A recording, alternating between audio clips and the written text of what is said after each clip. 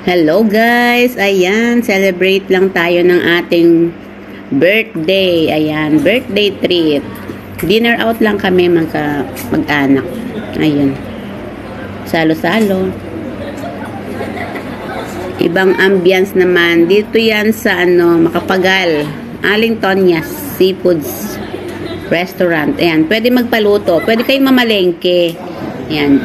Merong bilihan ng isda, ayan, mga alimango, dyan sa palengke nila. Tapos, dito sa paligid ng palengke na yon, maraming palutuan, maraming pwede pagpalutuan. Tapos, ayun, kainan na.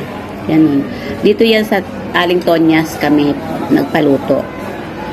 Pwede rin sila ang mamalengke para sa inyo, kung gusto nyo ganun. Pero kung gusto nyo ma-experience, mamalengke, tapos ipaluluto. Ayun.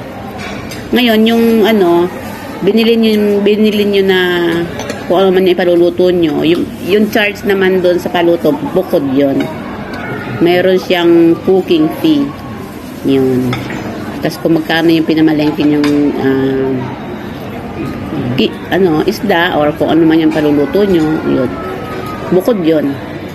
Nakabukod ang paluto. Gusto nyo itry, ayan.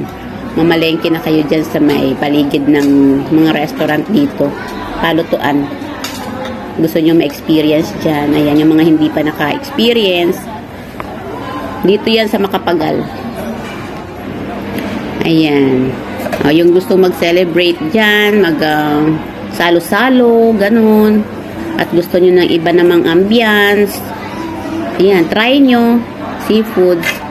Nga lang, mayaman sa cholesterol, guys. Ingat-ingat din yung mga high blood dyan. Ayan, putok-batok dyan. High blood. Ayan, mga high blood, ingat-ingat lang. Kasi nga, puro seafoods. Lalo na alimango. Hay naman, talaga naman.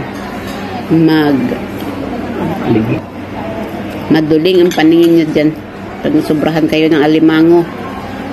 Ayan. Meron namang ibang mga seafoods dyan na okay. Like, isda. Alam mo na. Isda. May mga gulay-gulay din naman yan.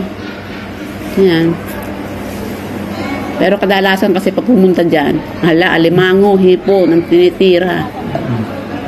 Kaya, ingat-ingat lang din. Okay?